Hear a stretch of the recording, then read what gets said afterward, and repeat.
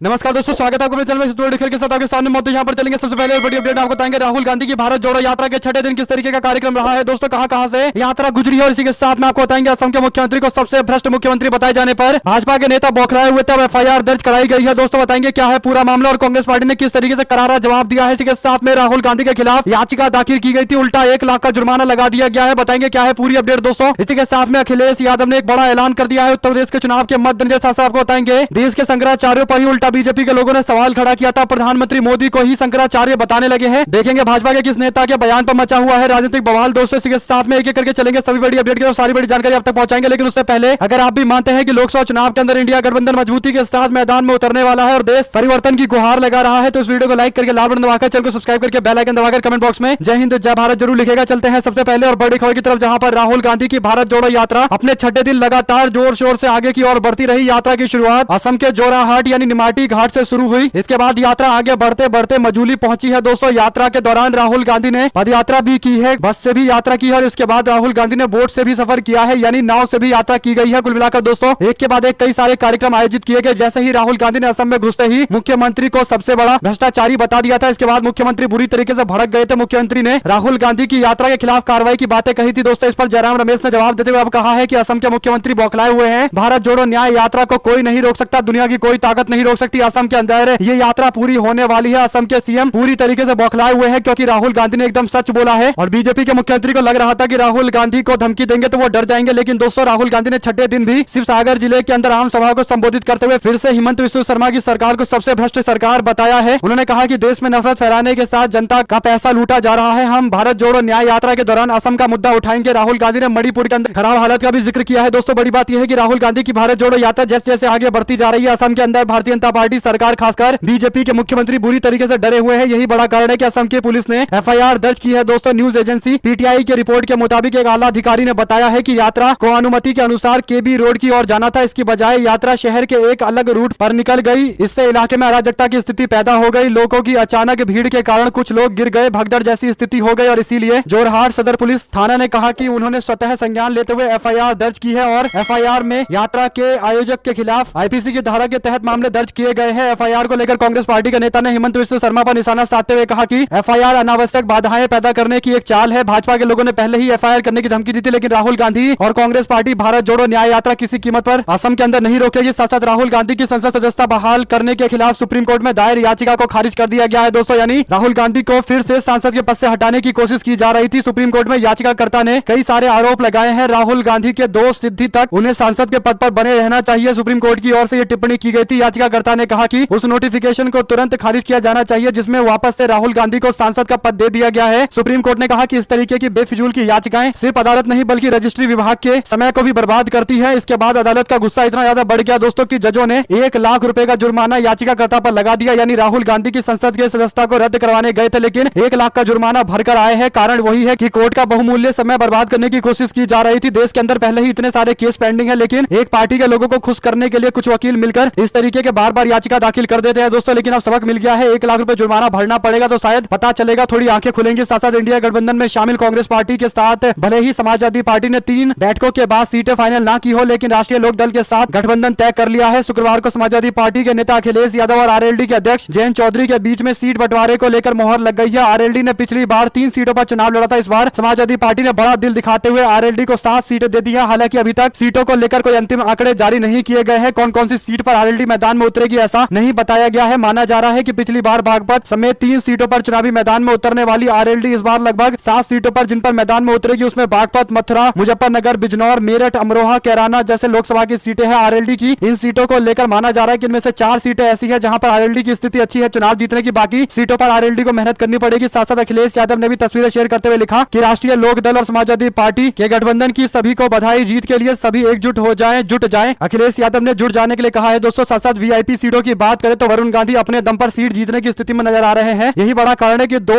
News channel ने सर्वे कराए VVIP सीटों को लेकर। पीलीभीत की सीट जहां से वरुण गांधी सांसद है वहां पर जनता से जब यह सवाल पूछा गया कि क्या आप वापस से अपने सांसद को चुनेंगे तो इंडिया न्यूज की रिपोर्ट में कहा गया कि 72% लोगों ने कहा कि वो फिर से वरुण गांधी को चुनना पसंद करेंगे, जबकि 25% लोगों ने कहा कि उनको वापस से नहीं चुनेंगे। जबकि नहीं कह सकते लोगों की संख्या लगभग 2% के आसपास है। कुल मिलाकर दोस्तों वरुण गांधी ने इस तरीके की रिपोर्ट को शेयर करते हुए लिखा कि यह वर्षों की सेवा से कायम विश्वास है। पीलीभीत और मेरा किस्सा कुछ खास है। पीलीभीत के अंदर लगातार चुनाव जीतते आ रहे हैं वरुण गांधी। इस पर पत्रकार नरेंद्र नाथ मिश्रा बोले, कहा 2 सर्वे में वरुण गांधी अपनी सीट पर लोकप्रिय है, सांसद निधि से सबसे अधिक काम करने वाले सांसद है, अपने संसदीय क्षेत्र के अंदर जबरदस्त काम उन्होंने कराया है। ऐसे में दोस्तों वरुण गांधी को फैसला लेना है कि उनको चुनाव भाजपा के टिकट पर लड़ना है या फिर इंडिया गठबंधन की किसी पार्टी के टिकट पर चुनाव लड़ना है या फिर निर्दलीय चुनाव लड़ना है, क्योंकि हर स्थिति में वरुण गांधी काफी लोकप्रिय हैं, आराम से जीत जाएंगे। लेकिन देखना होगा कि भारतीय जनता पार्टी की नीति के खिलाफ उन्होंने हाल फिलहाल में कई सारे बयान दिए हैं, तो एक बार फिर से क्या बीजेपी के खिलाफ मोर्चा खोलते दिखाई देंगे। जो भी अपडेट आएगी आप तक लगातार पहुंचाते रहेंगे। साथ साथ रामलला की प्राण प्रतिष्ठा पर 2 शंकराचार्यों की ओर से सवाल उठाए जाने पर बीजेपी के सांसद निशिकांत दुबे ने प्रधानमंत्री मोदी को भी शंकराचार्य जैसा बताया है। गोड़ा से भारतीय जनता पार्टी के सांसद निशिकांत दुबे का कहना है कि प्रधानमंत्री मोदी भी शंकराचार्य जैसा जीवन जीते हैं, प्राण प्रतिष्ठा से पहले कठिन तप कर रहे हैं। सांसद ने त्रेता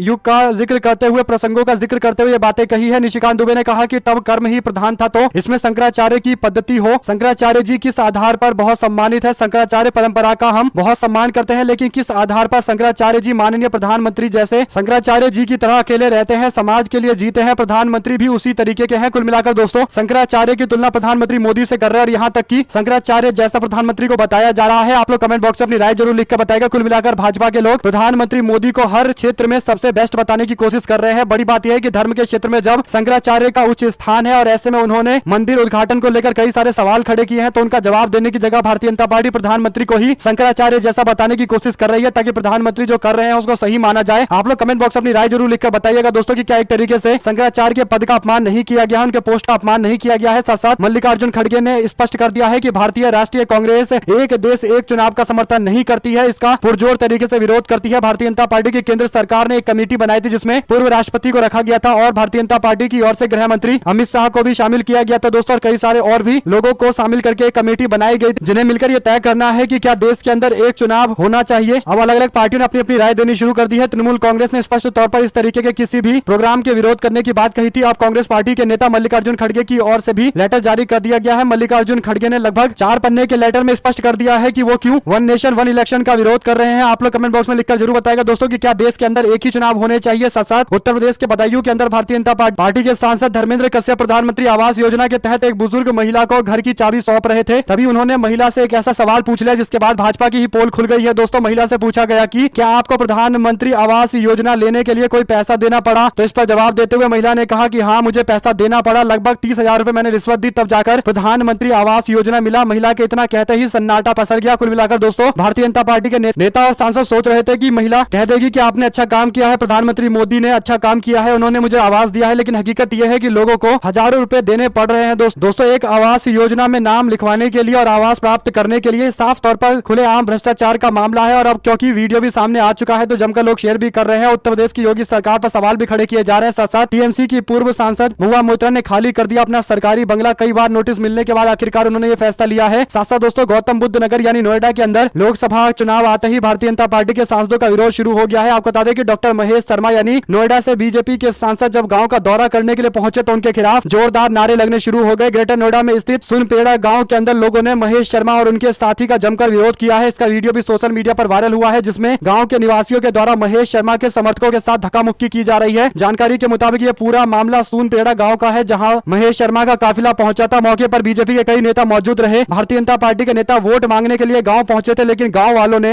हंगामा शुरू कर दिया। मौके पर डॉक्टर महेश शर्मा मुर्दाबाद, भारतीय जनता पार्टी मुर्दाबाद के नारे लगाए गए। इतना ही सुनते बीजेपी के लोग भड़क गए। भाजपा के लोगों को भड़कता देख फिर गांव वालों ने भी जोरदार तरीके से बीजेपी के नेताओं का प्रतिकार किया दोस्तों, और ऐसे में जमकर झड़प देखने को मिली है। इसके बाद मौके पर मौजूद सुरक्षा बलों की ओर से स्थिति को संभालने का प्रयास किया गया है। सवाल सबसे बड़ा यही है कि क्या भाजपा के सांसदों का विरोध अब देश भर के अंदर शुरू होने वाला है दोस्तों। कुल मिलाकर ये 2024 के चुनाव को लेकर एग्जाम्पल है कि आने वाले दिनों के अंदर बीजेपी के नेताओं को काफी मशक्कत का सामना करना पड़ेगा। प्रधानमंत्री मोदी ने कई वादे किए थे लेकिन पूरा नहीं किया है। अब विरोध बीजेपी के सांसदों को झेलना पड़ेगा। आप लोग अपनी राय जरूर लिखकर बताएगा। शासक क्या भगवान राम से भी ऊपर प्रधानमंत्री मोदी को बीजेपी के लोग समझते हैं दोस्तों। सोशल मीडिया पर एक तस्वीर शेयर करते हुए पप्पू यादव की ओर से भाजपा के खिलाफ मोर्चा खोला गया है। उन्होंने जो तस्वीर शेयर की है इसमें प्रधानमंत्री मोदी सबसे बड़े दिखाए गए हैं। उनकी जो कटिंग्स लगी हुई है स्ट्रीट लाइट पे वो काफी ज्यादा बड़ी बड़ी है दोस्तों, क्योंकि भगवान राम की जो कटिंग्स लगाई गई है काफी छोटी है। तो इस पर निशाना साधते हुए पप्पू यादव ने कहा कि भगवान राम की मूर्ति में प्राण प्रतिष्ठा का कार्यक्रम है क्या, या प्रधानमंत्री मोदी के निष्प्राण राजनीति में प्राण प्रतिष्ठा का आयोजन है, ये सवाल पूछा गया है। आप लोग अपनी राय जरूर लिखकर बताएगा। साथ साथ गुजरात सरकार ने गुरुवार को उन याचिकाओं के सिलेक्टिव पब्लिक इंटरेस्ट पर सवाल खड़ा किया है दोस्तों। आपको बता दें कि एक याचिका दाखिल की गई है सुप्रीम कोर्ट के अंदर। इसमें मांग की गई है कि 2002 से लेकर 2006 यानी राज्य में जब प्रधानमंत्री प्रधानमंत्री मोदी की सरकार थी गुजरात के अंदर, तब जो कथित फर्जी एनकाउंटर हुए हैं उनकी जांच फिर से शुरू की जानी चाहिए। सुप्रीम कोर्ट में अपना रुख रखते हुए गुजरात सरकार के अटॉर्नी की ओर से कहा गया है कि सिलेक्टिव तरीके से जांच कराने की मांग की जा रही है। हालांकि दोस्तों अब कोर्ट को फैसला लेना है कि इसे मंजूरी दी जाएगी या नहीं दी जाएगी, क्योंकि गुजरात में कई सारे ऐसे मामले सामने आए थे। साथ साथ गोवा में लोकसभा चुनाव लड़ेगी आम आदमी पार्टी। अरविंद केजरीवाल ने खुद इस बात के संकेत दे दिए हैं। उन्होंने बताया है कि वो इंडिया गठबंधन का हिस्सा है और इंडिया गठबंधन के पार्टियों के साथ मिलकर एक सीट पर मैदान में उतरेंगे। अब कौन सी सीट होगी, क्या दक्षिण गोवा की सीट होगी या उत्तर गोवा की सीट होगी, कहां पर आम आदमी पार्टी चुनावी मैदान में उतरेगी, ये सबसे बड़ा सवाल है। देखते हैं आने वाले दिनों के अंदर केजरीवाल की ओर से क्या कुछ कहा जाता है। दोस्तों साथ साथ कांग्रेस पार्टी ने एक अभियान चलाया था। कांग्रेस ने गुरुवार को कहा कि आगामी लोकसभा चुनाव के मद्देनजर चंदा एकत्रित करने के लिए जो अभियान चालू किया गया था, डोनेट फॉर नेशन, इसमें लगभग 15 करोड़ रुपए जमा हो चुके हैं। कांग्रेस पार्टी के कोसा अध्यक्ष अजय माकन ने बताया कि पार्टी ने 18 दिसंबर को ऑनलाइन अभियान शुरू किया था। 31 दिन के बाद लगभग 15 करोड़ रुपए जुटाए जा चुके हैं। एक महीने में मिला है 15 करोड़ रुपए का चंदा। अजय माकन ने सोशल मीडिया प्लेटफॉर्म पर लिखा कि आज का दिन महत्वपूर्ण है क्योंकि हमारे अभियान का 31वां दिन है। हमने 3 लाख से अधिक वैध लेन देन के माध्यम से सफलतापूर्वक 15 करोड़ रुपए जुटाए हैं। कांग्रेस पार्टी के अध्यक्ष मल्लिकार्जुन खड़गे ने डोनेट फॉर देश नाम से 18 दिसंबर को लोगों से दान लेने का अभियान शुरू किया था। पहले दिन पार्टी को 1,38,000 रुपए मिले थे। इसके बाद इस अभियान में और तेजी देखने को मिली है। धीरे धीरे करके लोगों की संख्या भी बढ़ती जा रही है। यानी ये बड़ी बात है कि कांग्रेस पार्टी को दान देने वाले दानदाताओं की संख्या बढ़ रही है। साथ साथ दोस्तों ईडी ने शुक्रवार को माकपा के नेता और 2 बार राज्य के पूर्व वित्त मंत्री थॉमस आईजैक को पिछली एलडीएफ सरकार में मंत्री के रूप में उनके कार्यकाल के दौरान Kerala infrastructure investment fund board के वित्तीय लेन देन में कथित उल्लंघन के मामले को लेकर 22 जनवरी को पेश होने के लिए नया नोटिस थमा दिया गया है। देखते हैं इस पर उनकी ओर से क्या जवाब दिया जाता है। दोस्तों साथ साथ यूपी पुलिस के कांस्टेबल की भर्ती के लिए 60,000 पदों पर भर्ती निकाली गई है। आवेदन के लिए लगभग 50 लाख लोगों ने फॉर्म भर दिया है। इस पर मोदी योगी सरकार पर निशाना साधते हुए कांग्रेस पार्टी के नेता अखिलेश प्रताप सिंह बोले, कहा मोदी योगी राज में बेरोजगारियों का ये आलम है, बेरोजगारी का ये आलम है। मतलब सिर्फ 22 वर्ष तक के 50 लाख से कहीं ज्यादा बेरोजगारों की फौज है। आप लोग कमेंट बॉक्स में अपनी राय जरूर लिखकर बताएगा। दोस्तों साथ साथ दारा सिंह चौहान ने निर्विरोध जीता विधान परिषद का उपचुनाव। ओंकारनाथ चौरसिया के नामांकन में मिली कमी, पर्चा खारिज। चौरसिया के अभिलेखों में त्रुटि के कारण पर्चा निरस्त कर दिया गया है, जिसके कारण दारा सिंह चौहान आराम से चुनाव जीत गए हैं। साथ साथ कांग्रेस पार्टी के कई सारे नेताओं ने आलोक शर्मा को दिए गए नोटिस का विरोध करना शुरू कर दिया है। कई सारे कांग्रेस पार्टी के समर्थक है जो मानते हैं कि कमलनाथ के खिलाफ की गई टिप्पणी में कोई भी गलती नहीं है। ऐसे एक व्यक्ति ने लिखा कि कमलनाथ ने एक इंटरव्यू दिया था, इंडिया अलायंस के फैसले के खिलाफ किसी ने नोटिस दिया क्या, किसी ने जवाब मांगा, किसी ने एक्शन लिया। आचार्य रोज कुछ ना कुछ बोलते रहते हैं, यानी प्रमोद कृष्णम कुछ ना कुछ बोलते रहते हैं। किसी ने नोटिस भेजा, किसी ने जवाब मांगा, एक्शन की बात तो छोड़ ही दीजिए। नियम कानून सबके लिए एक ही होना चाहिए कांग्रेस पार्टी में, इसीलिए आज ये हाल है। कुल मिलाकर दोस्तों लोग मांग कर रहे हैं कि आलोक शर्मा ने जो कहा है उसके लिए उनको नोटिस नहीं दिया जाना चाहिए। दरअसल आलोक शर्मा कांग्रेस पार्टी के प्रवक्ता ने कमलनाथ के खिलाफ टिप्पणी की थी। साथ साथ केरल के सीएम के चलो जंतर मंतर विरोध में शामिल होने से कांग्रेस पार्टी ने इंकार कर दिया है। केंद्र सरकार के खिलाफ 8 फरवरी को दिल्ली में जंतर मंतर पर केरल के मुख्यमंत्री पिनरई विजयन के द्वारा धरना दिया जाएगा, लेकिन इसमें कांग्रेस पार्टी शामिल नहीं होगी। पार्टी ने निमंत्रण को ठुकरा दिया है। विपक्ष के नेता वीडी सतीशन ने शुक्रवार को यूडीएफ के चर्चा के बाद कहा कि यूडीएफ में शामिल कोई भी दल दिल्ली में विरोध प्रदर्शन में पिनरई विजयन और उनकी टीम के साथ शामिल होने के पक्ष में नहीं है। कुल मिलाकर दोस्तों अकेले विरोध प्रदर्शन में शामिल होंगे मुख्यमंत्री। साथ साथ मध्य प्रदेश के अंदर कांग्रेस पार्टी ने लोकसभा चुनाव के मद्देनजर बड़ा एक्शन लिया है। पार्टी ने अनुशासन समिति की बैठक के बाद विधानसभा में पार्टी को नुकसान पहुंचाने वाले 79 नेताओं को निष्कासित कर दिया है। इन भीतर घातियों पर पार्टी से बाहर का रास्ता दिखाया गया है। इन भीतर घातियों को पार्टी से बाहर का रास्ता दिखाए जाने पर पार्टी के नेताओं ने माना है कि बिल्कुल सही फैसला लिया गया है। समिति के पदाधिकारियों ने इन्हें बाहर करने की बात पर मोहर लगा दी है। इसके बाद समिति की एक बैठक और की गई। इसके बाद लगभग 150 नेताओं को नोटिस थमा दिया गया है। उनसे 7 दिनों के अंदर जवाब देने के लिए कहा गया है। ये पूछा गया है कि आपके खिलाफ कार्रवाई क्यों नहीं की जानी चाहिए। देखते हैं नेताओं की ओर से क्या जवाब दिया जाता है। दोस्तों इसके बाद क्या कार्रवाई कांग्रेस पार्टी आने वाले दिनों के अंदर करेगी। साथ साथ लोकसभा चुनाव के मद्देनजर बिहार को लेकर बड़ी अपडेट आई है। लालू प्रसाद यादव, तेजस्वी यादव ने नीतीश कुमार के घर पर जाकर उनसे मुलाकात की है। जेडीयू ने पार्टी विधायकों को 24 जनवरी को किसी मीटिंग के लिए नहीं बुलाया है। उस दिन कर्पूरी जयंती को लेकर पहले से बड़ी रैली तय की गई है। उसी में भाग लेने के लिए सभी विधायकों को बुलाया गया है। यानी मीडिया में दावा किया जा रहा था कि इंडिया गठबंधन से अलग होने वाले हैं नीतीश कुमार, इसीलिए उन्होंने 24 जनवरी को विधायक दल की बैठक बुलाई है, लेकिन ऐसा बिल्कुल नहीं है। पार्टी ने स्पष्ट कर दिया है कि कर्पूरी ठाकुर के जयंती कार्यक्रम में बड़ी बड़ी रैलियां होंगी और इसीलिए विधायकों को बुलाया गया है। महीने के अंत में बिहार में सीट शेयरिंग को लेकर गठबंधन औपचारिक ऐलान कर देगा। एनडीए की ओर से बीजेपी के साथ चिराग पासवान, उपेंद्र कुशवाहा, जीतन राम मांझी को कितनी कितनी सीटों पर मैदान में उतारा जाएगा, ये फैसला भी नहीं लिया गया है। यानी एनडीए में अभी तक सीटों का बंटवारा नहीं हुआ है, लेकिन इंडिया गठबंधन में सीटों का बंटवारे में इतनी देरी क्यों हो रही है, इसे लेकर गोदी मीडिया में जानबूझकर सवाल गढ़े जा रहे हैं। आप लोग अपनी राय जरूर लिखकर बताइएगा। दोस्तों साथ साथ कई सारे गोदी मीडिया के ऐसे पत्रकार हैं जो स्विट्जरलैंड के दावोस में जाकर उन लोगों का इंटरव्यू ले रहे हैं जिनसे वो दिल्ली के अंदर ही आकर बातचीत कर सकते हैं। यानी अपने साथ में रहने वाले लोगों का इंटरव्यू दावोस में जाकर ले रहे हैं। इस पर निशाना साधते हुए उमर अब्दुल्ला ने कहा कि चैनल के लोग दावोस जाते हैं उन लोगों का इंटरव्यू लेने के लिए जिनसे वो दिल्ली के अंदर 364 दिन बात कर सकते हैं। यानी एक तरीके से मीडिया के द्वारा लोगों को गुमराह करने का आरोप लगाया गया है। दोस्तों साथ साथ बाबा गुरमीत राम रहीम को फिर से पैरोल मिल गई है। 7वां पैरोल मिला है जिसमें फिर से जेल के बाहर रहने का मौका मिलने वाला है। दोस्तों आपको बता दें कि 20 साल की सजा काट रहे गुरमीत राम रहीम 24 महीने में 7वीं बार पैरोल पर बाहर है। इस पर प्रकाश राज बोले, कहा बीजेपी ने इंडिया को फेल किया है। एक बार फिर से उन्होंने देश को बदनाम किया है, देश को फेल किया है। BJP fails India. आप लोग अपनी राय जरूर लिखकर बताएगा। साथ साथ बिल्किस बानो केस को लेकर भी एक बड़ी अपडेट आई है। बिल्किस बानो मामले में 11 दोषियों को सुप्रीम कोर्ट से झटका लगा। दरअसल अदालत ने उस याचिका को शुक्रवार बीते दिन खारिज कर दिया है जिसमें दोषियों ने आत्मसमर्पण करने की समय सीमा बढ़ाने की मांग की थी। दोषियों के द्वारा आत्मसमर्पण करने का समय 21 जनवरी को समाप्त हो रहा है। न्यायमूर्ति बीवी नागरत्ना, न्यायमूर्ति उज्जवल भुइयां की पीठ ने कहा कि दोषियों ने जो कारण बताए हैं उनमें कोई दम नहीं है। पीठ ने आगे कहा कि हमने सभी के तर्कों को सुना है। आवेदकों के द्वारा आत्मसमर्पण को स्थगित करने और वापस जेल में रिपीट करने के लिए दिए गए कारणों में कोई दम नहीं है, इसलिए अर्जी खारिज की जाती है। बिल्किस बानो मामले में 5 दोषियों ने गुरुवार को उच्चतम न्यायालय में आत्मसमर्पण करने के लिए और समय मांगा था, लेकिन कोर्ट ने समय देने से मना कर दिया है। साथ साथ आरएलडी के अध्यक्ष जयंत चौधरी का बयान, कहा आमदनी दोगुनी का दावा क्यों हो रहा है छलावा। चालू पेराई सत्र 2023-24 के लिए स्टेट के जो प्राइस होते हैं एसएपी जिसे कहा जाता है गन्ने का, उसको मात्र 20 रुपए बढ़ाया गया है। आज बहुत विलंब के बाद घोषणा की गई है। 20 रुपए की वृद्धि ऊंट के मुंह में जीरे के समान है। 450 रुपए प्रति क्विंटल गन्ने की मांग की जा रही है। दोस्तों यानी एक बार फिर से चुनाव से पहले किसानों को गुमराह किया जा रहा है। साथ साथ कांग्रेस पार्टी के नेता डीके शिव कुमार ने कर्नाटका को लेकर ऐलान कर दिया है। उन्होंने कहा कि पार्टी इस बार कर्नाटका में 25 की 25 सीटें जीतने वाली है। हम लोगों ने पूरी तैयारी कर ली है, अब हम जा रहे हैं मैदान में उतरने के लिए। कुल मिलाकर दोस्तों कांग्रेस पार्टी के ऑर्गेनाइजेशन को सबसे ज्यादा समझने वाले अगर कोई नेता है तो वो डीके शिव कुमार है। और कर्नाटका में अगर उन्होंने 25 सीटों का टारगेट दिया है तो इसका सीधा मतलब यह है कि पार्टी 20 सीटें कम से कम जीतेगी, क्योंकि जिस तरीके का मैनेजमेंट डीके शिव कुमार करते हैं इसका असर तेलंगाना और कर्नाटका दोनों जगह जनता ने देखा है और आने वाले दिनों के अंदर कर्नाटका में भी असर पड़ेगा। अगर आप भी मानते हैं कि डीके शिव कुमार ने सही बोला होगा तो अपनी राय जरूर लिखकर बताएगा। दोस्तों साथ साथ हरियाणा के अंदर डेरा सच्चा सौदा के प्रमुख गुरमीत राम रहीम को 50 दिन की पैरोल मिलने पर एक व्यक्ति ने टिप्पणी करते हुए कहा कि इसे चाबी ही दे दो, अपने आप आता जाता रहेगा। इस पर अजीत अंजुम ने कहा कि बिल्कुल सही सलाह दी गई है। कुल मिलाकर दोस्तों लोग तंज भी कस रहे हैं कि क्या वाकई जेल में भेजा गया है, क्योंकि हर कुछ दिनों में पैरोल दे दी जा रही है। 50-50 दिनों की पैरोल दी जा रही है। क्या 20 साल जेल में काटने की जगह बाहर ही 20 साल पूरे कर लिए जाएंगे? आप लोग अपनी राय जरूर लिखकर बताएगा। साथ साथ अगर बीजेपी नीतीश कुमार को पार्टी में लेती है तो हमें कोई ऑब्जेक्शन नहीं है। जीतन राम मांझी ने कहा कि नीतीश कुमार कई बार पलट चुके हैं, कई बार पलटी मार चुके हैं। जब नीतीश पलटू राम ही रह गए हैं तो एक बार फिर से चरित्र समाज को दिखला दिया है, तो दूसरी बार, तीसरी बार, चौथी बार पलटने में क्या ही दिक्कत है। जब चाहेंगे तब वापस लौटेंगे, तो उनको हम पार्टी में शामिल कराने के लिए तैयार है, यानी गठबंधन में शामिल कराने के लिए तैयार है। कुल मिलाकर जीतन राम मांझी अपने तरीके से नीतीश कुमार पर तंज भी कस रहे हैं और एक तरीके से उन्हें आने का ऑफर भी दे रहे हैं। साथ साथ हरियाणा के वरिष्ठ नेता अशोक तंवर ने शनिवार को बीजेपी में शामिल होने को लेकर संकेत दिए हैं। आज उनके भारतीय जनता पार्टी में शामिल होने की तैयारी हो रही है। दोस्तों अशोक तंवर बीजेपी की ओर से लोकसभा के उम्मीदवार बनाए जा सकते हैं। आम आदमी पार्टी छोड़ने के बाद ये बड़ा कदम उठाया जा सकता है। भारतीय जनता पार्टी लोकसभा के अंदर अशोक तंवर जैसे नेताओं को टिकट देकर मैदान में उतारना चाहती है, क्योंकि अशोक तंवर हरियाणा की राजनीति में काफी पुराने नाम है। कांग्रेस पार्टी में दिग्गज नेता रहे हैं, उनको प्रदेश अध्यक्ष भी बनाया गया था, लेकिन बाद में कांग्रेस पार्टी से अलग होकर आम आदमी पार्टी में गए और फिर अब लौटकर भारतीय जनता पार्टी में आ रहे हैं। आप लोग अपनी राय जरूर लिखकर बताएगा। दोस्तों साथ साथ भारतीय जनता पार्टी ने कर्नाटक सरकार से 22 जनवरी को सार्वजनिक अवकाश घोषित करने की मांग की है। भारतीय जनता पार्टी की कर्नाटक यूनिट ने मांग की है कि कांग्रेस सरकार 22 जनवरी को अयोध्या में प्राण प्रतिष्ठा समारोह के लिए सार्वजनिक अवकाश की घोषणा करे। प्रदेश के अंदर अध्यक्ष भारतीय जनता पार्टी के विजेंद्र ने कहा कि 22 जनवरी को हमारे देश के इतिहास में अत्यंत महत्वपूर्ण और अविस्मरणीय दिन है। मैं कर्नाटक के मुख्यमंत्री सिद्धरमैया से राम प्राण प्रतिष्ठा की प्रमुखता को स्वीकार करने और इसके लिए सार्वजनिक अवकाश घोषित करने का आग्रह करता हूं। बीजेपी प्रदेश अध्यक्ष की मांग पर क्या फैसला लिया जाएगा, जो भी अपडेट आएगी दोस्तों आप तक लगातार पहुंचाएंगे। साथ साथ इंडिया गठबंधन में अब तक सीट बंटवारा नहीं होने पर नाराज बताए जा रहे बिहार के मुख्यमंत्री और जेडीयू के अध्यक्ष नीतीश कुमार से मिलने के लिए शुक्रवार को आरजेडी के अध्यक्ष लालू यादव और उप मुख्यमंत्री तेजस्वी यादव पहुंचे। उनके आवास पर मुलाकात के बाद प्रदेश में जहां पर एक और सियासत गर्म है, वहीं पर जो आंकड़े दिए जा रहे हैं उसके मुताबिक लगभग 45 मिनट तक दोनों नेताओं के बीच में मुलाकात हुई है। देखते हैं दोस्तों अंतिम निर्णय क्या बिहार की सरकार को लेकर लिया जाता है, बिहार के सीट बंटवारे को लेकर लिया जाता है। शासक मुख्यमंत्री रहते राज्यों को टैक्स का 50% हिस्सा देने की वकालत करने वाले नरेंद्र मोदी प्रधानमंत्री बनते ही राज्यों का हिस्सा निचोड़ने में लग गए हैं। प्रधानमंत्री मोदी को लेकर किए गए एक बड़े खुलासे के बाद राहुल गांधी ने यह निशाना साधा है। दोस्तों इसी के साथ में आपको बता दें कि ईडी पर कई राज्यों के सीएम को परेशान करने के आरोप लगते आए हैं और ऐसे में ईडी पर अब झारखंड के सीएम को परेशान करने का विरोध करने के लिए झारखंड मुक्ति मोर्चा ने प्रदर्शन किया है। झारखंड मुक्ति मोर्चा रांची में अपने पार्टी के कार्यकर्ताओं के साथ मैदान में उतरी है। बड़ी संख्या में कार्यकर्ताओं ने विरोध करते हुए मुख्यमंत्री को बार बार समन भेजने का आरोप लगाया है। आप लोग अपनी राय जरूर लिखकर बताइएगा। दोस्तों इसके साथ में अगर आप लोगों को ये भी खबर अच्छी लगी हो तो इस वीडियो को लाइक करके लाल बटन दबाकर चैनल को सब्सक्राइब करके बेल आइकन दबाकर जुड़े रहने के लिए आप सभी दोस्तों, भाइयों, बहनों, मित्रों का बहुत बहुत धन्यवाद। आप लोग देख रहे थे आपका अपना चैनल जय हिंद जय भारत। इस वीडियो को आप लोगों तक शेयर करना मत भूलिएगा दोस्तों। जय हिंद जय भारत।